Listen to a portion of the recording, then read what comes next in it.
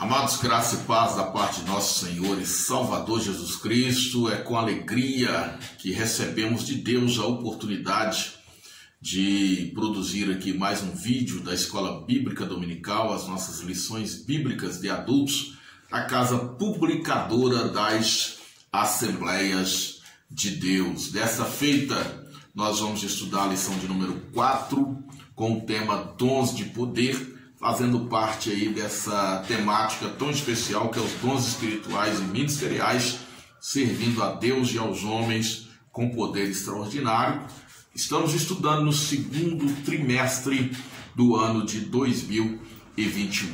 Nosso texto áureo: a minha palavra e a minha pregação não consistiram em palavras persuasivas de sabedoria humana, mas em demonstração do Espírito e de poder, para que a vossa fé não se apoiasse em sabedoria dos homens, mas no poder de Deus. 1 Coríntios 2, versículos 4 e 5.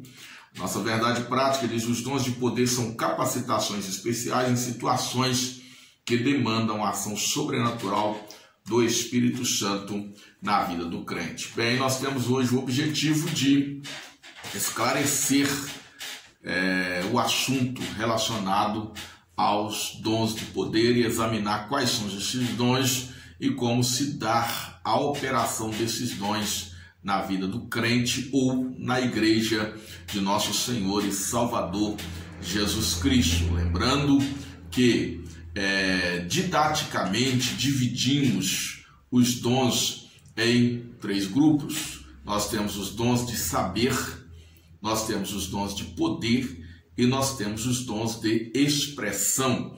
Estudamos os dons de revelação, ou dons de saber, como o dom da palavra do conhecimento, o dom da palavra da sabedoria e o dom de discernimento de espírito.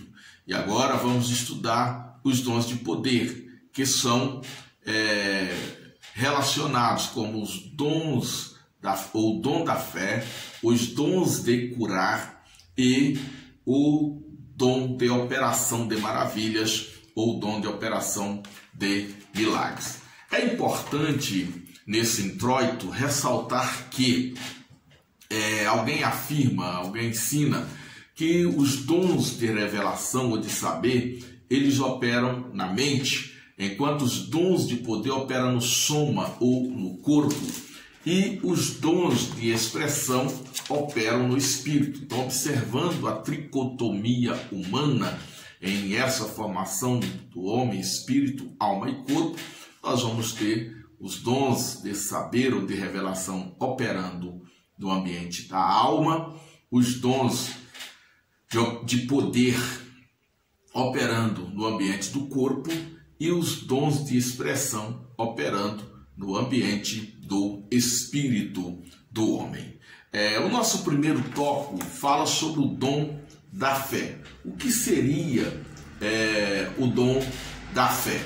Bem, queridos, quando falamos do dom da fé, nós vamos perceber que a fé ela é definida na Bíblia. A melhor definição é a que está em Hebreus, no capítulo 11, versículo 1, que diz que a fé é o firme fundamento das coisas que se esperam e a certeza das coisas que se não veem.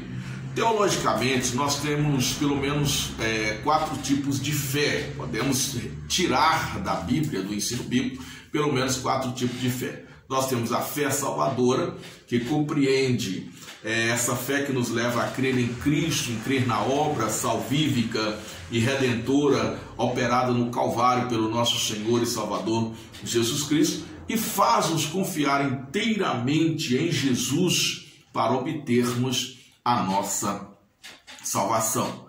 Nós temos a fé servidora, que é a fé que contempla como autêntico o fato dos dons divinamente conferidos e todos concernentes às determinações divinas para o serviço. Então, essa fé que nos leva a receber e a executar os dons do Espírito Santo. Temos a fé santificadora, que trata-se da vida vivida na dependência de Deus, operando aí um novo princípio de vida. Essa é a fé santificadora.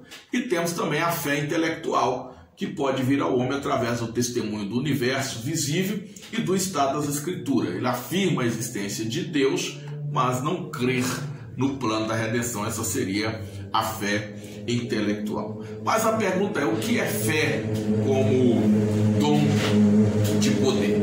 A fé que está expressa em 1 Coríntios, no capítulo 12, e versículo de número 9, ela é uma operação completamente sobrenatural do Espírito Santo. E a fé capacita a mente humana para uma confiança sobrenatural ou sem igual no poder de Deus.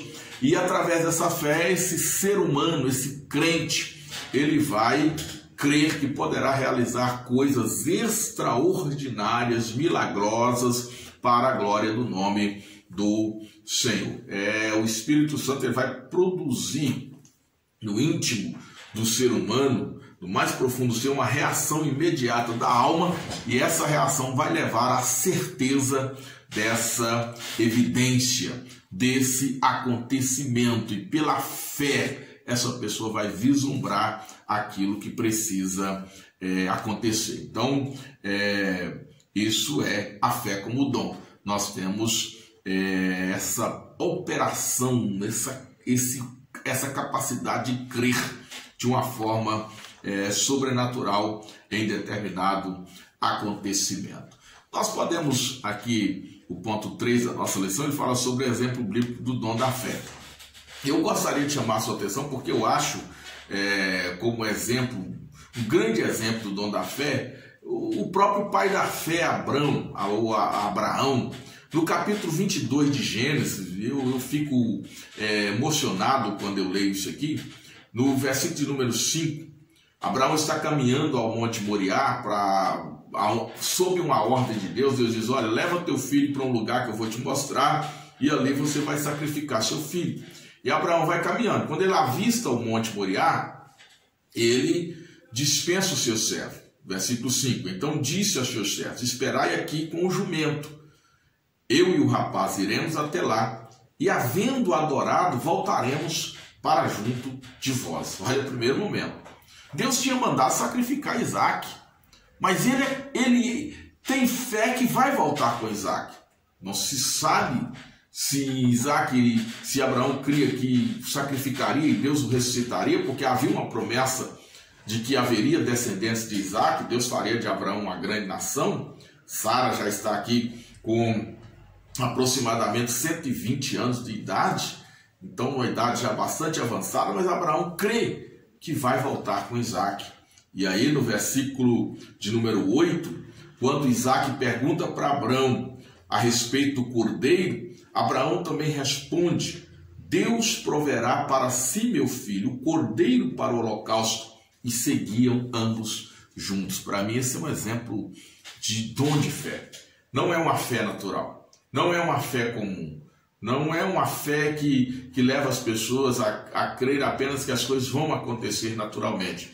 Mas Abraão estava de fato avisando o que estaria acontecendo, estava profetizando o que estaria acontecendo. Essa é uma manifestação, sem dúvida, do dom da fé.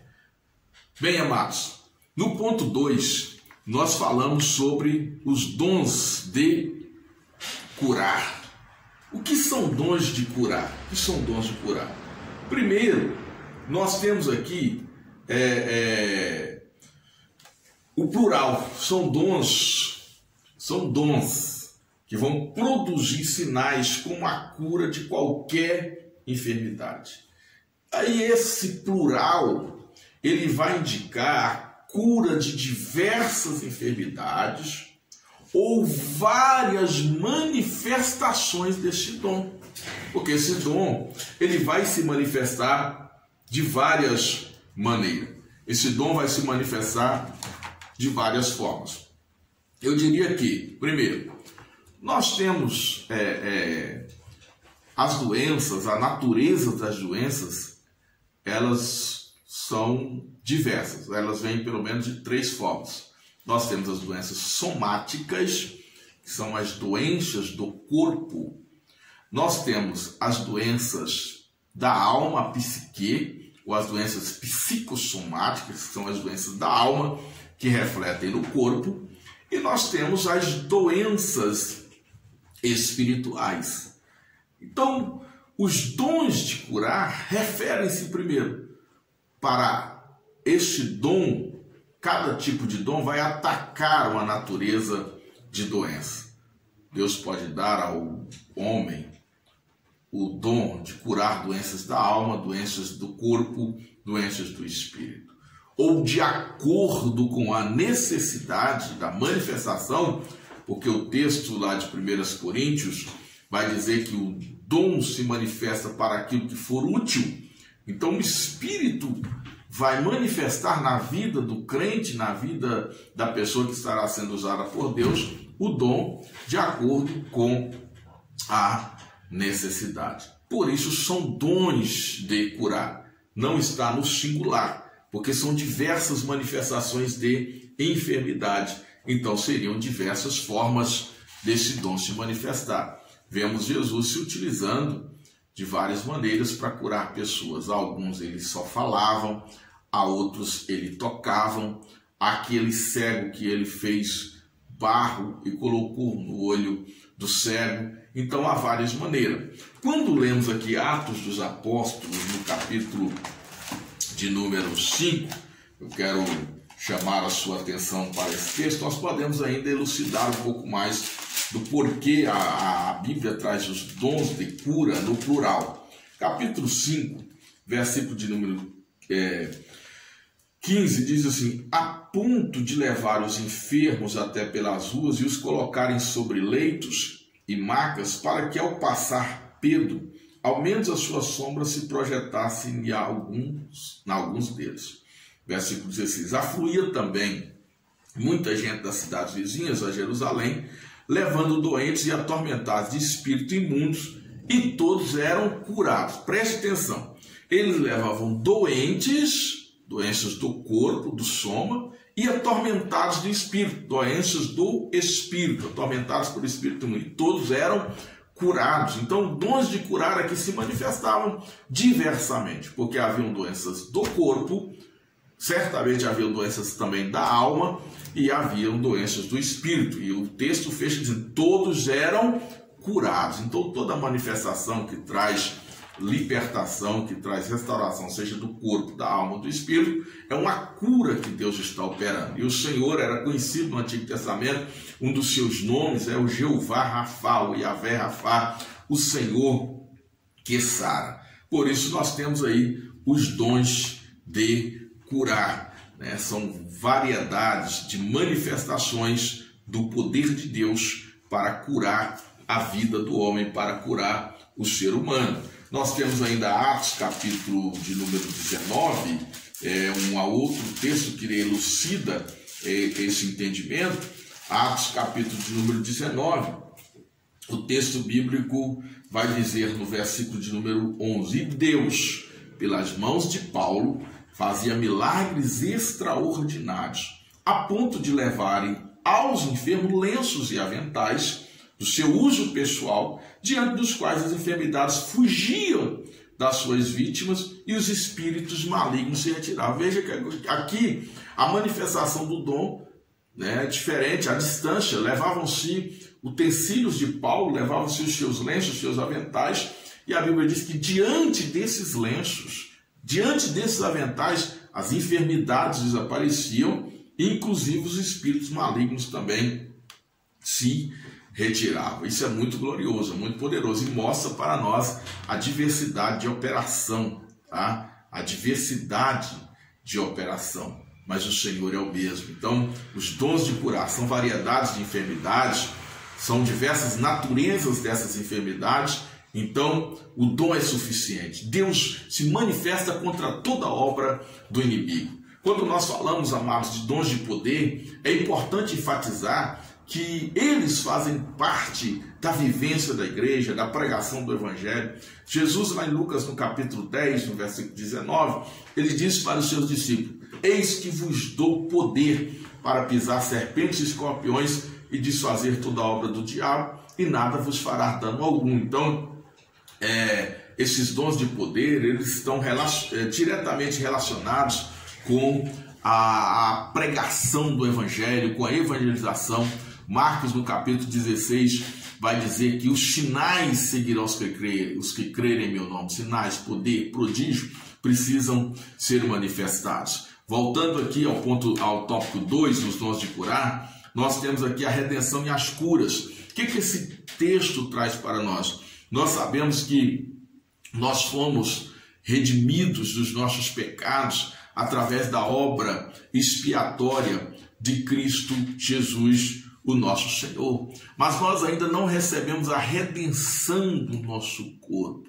Uma coisa, queridos, é ter a remissão, é ter os nossos pecados perdoados. Remissão é o pagamento da dívida, é não dever mais, é não ter mais a contabilização dos nossos pecados, mas a redenção significa o tornar o corpo ao seu estado original. Como nós tínhamos um corpo incorruptível, como o homem foi criado à imagem e à semelhança de Deus, mas o pecado veio e impregnou em nós a corrupção. Agora nós vamos receber a redenção quando nós teremos um corpo glorificado. Aí nenhuma enfermidade mais operará em nós, não precisará dos dons de cura. Mas enquanto nós estivermos aqui neste corpo, os dons de cura serão necessários para curar as enfermidades, tanto dos ímpios, dos incrédulos, quando estivermos no trabalho da evangelização, quanto para manifestar o poder de Deus na vida da igreja, e até mesmo nós, que às vezes carecemos da cura, do milagre de Deus.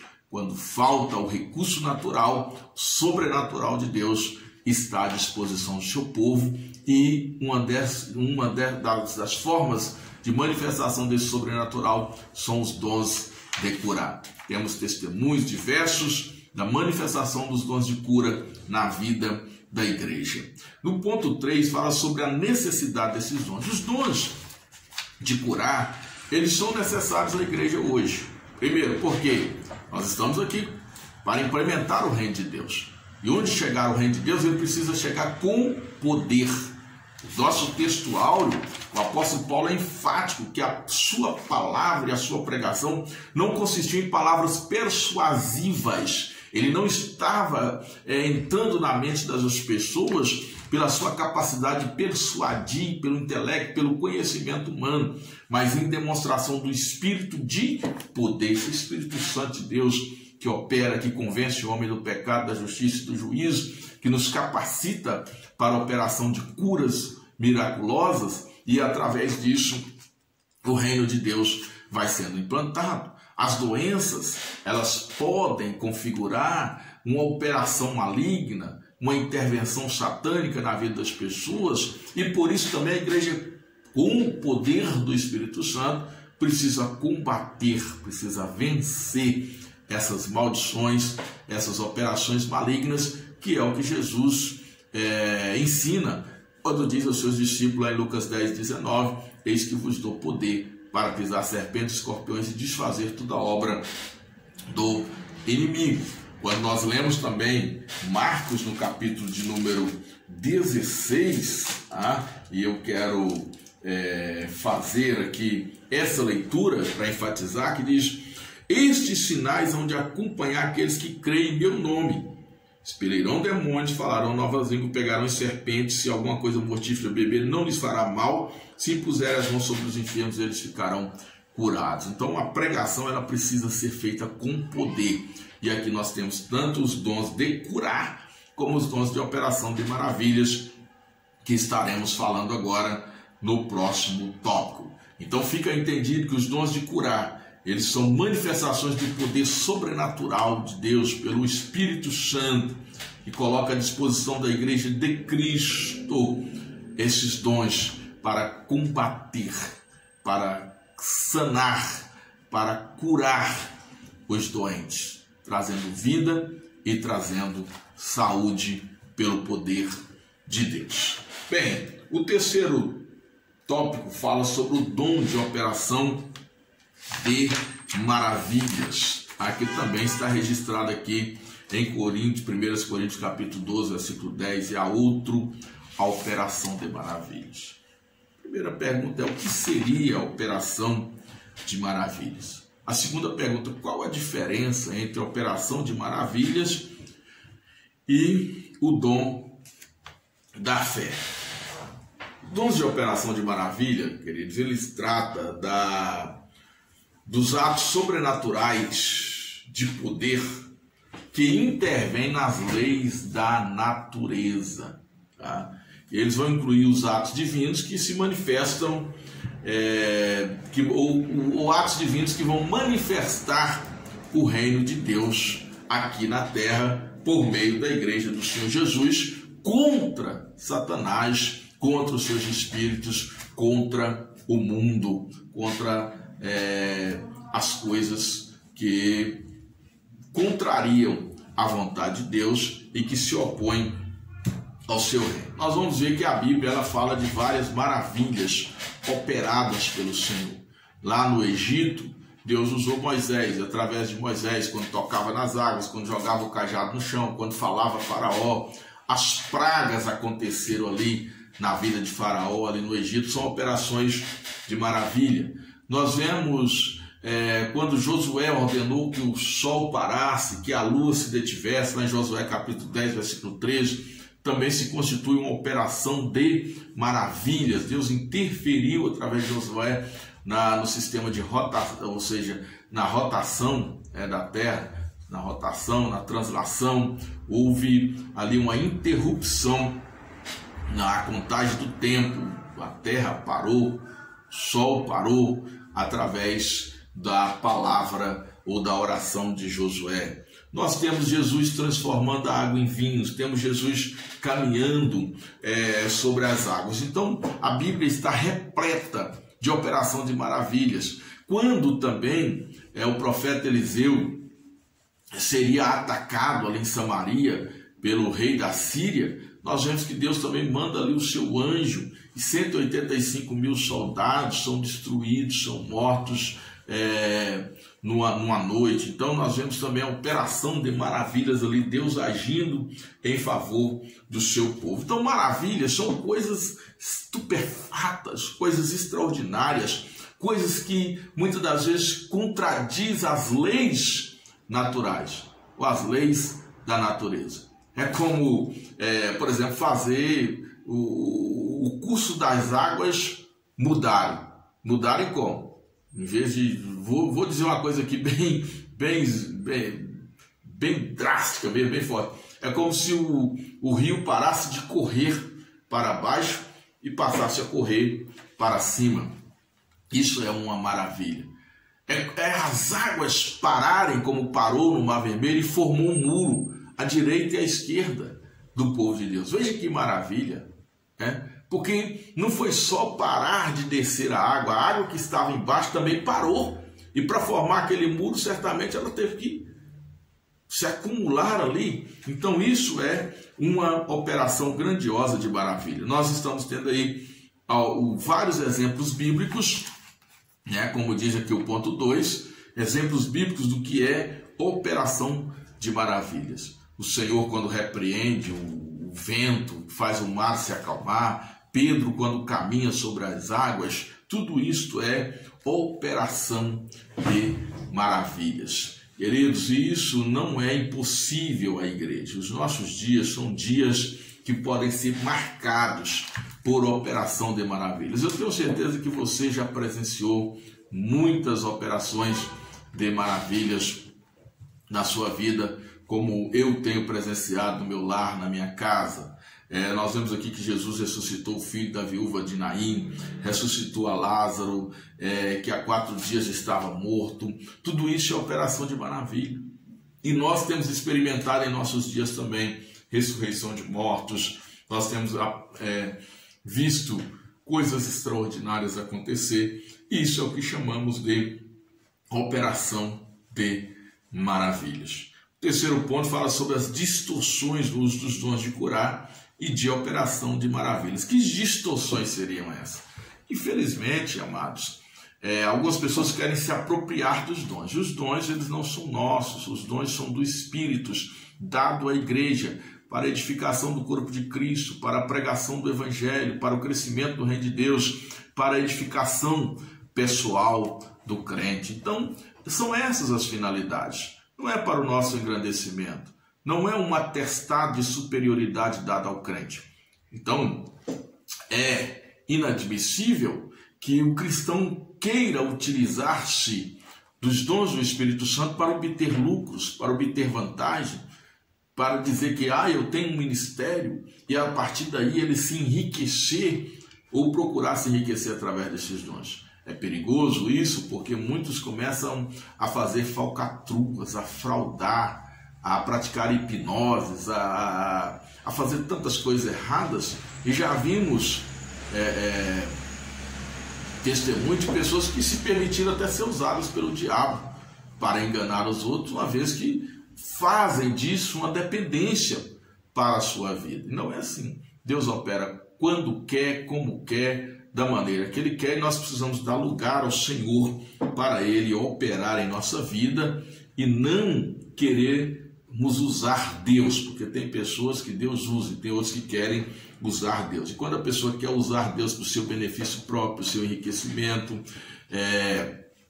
para melhorar o seu status, para se sentir superior aos outros, isso se torna muito perigoso. Então, porque você impõe as mãos sobre o enfermo e ele é curado, você não se sinta um ídolo, tá? Ou essa pessoa que faz isso não é um ídolo. Deus usou para utilidade. Tem alguém precisando, tem alguém dependendo. O que nos move a fazer, a buscar esses dons, deve ser a misericórdia, a compaixão, o amor de Deus na nossa vida é que deve nos levar a buscar os dons do Espírito Santo, para que o reino de Deus seja implantado na terra, as obras dos diabos sejam desfeitas, as pessoas sejam libertas, o nome de Jesus seja glorificado, a igreja seja edificada, cada um de nós sejamos edificados e o reino de Deus seja multiplicado em meio aos homens. Isso é muito importante para a nossa vida.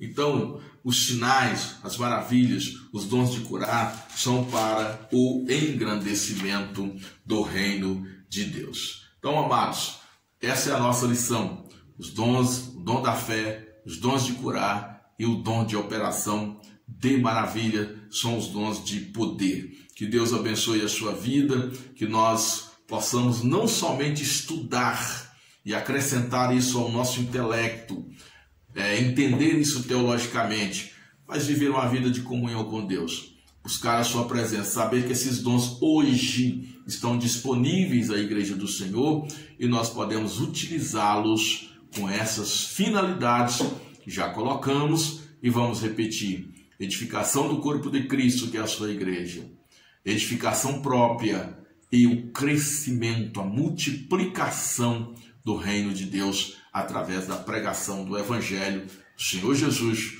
com poder, porque a pregação com poder quebra barreiras e traz as pessoas aos pés do Senhor Jesus. Deus abençoe sua vida e até a próxima lição, se Deus quiser.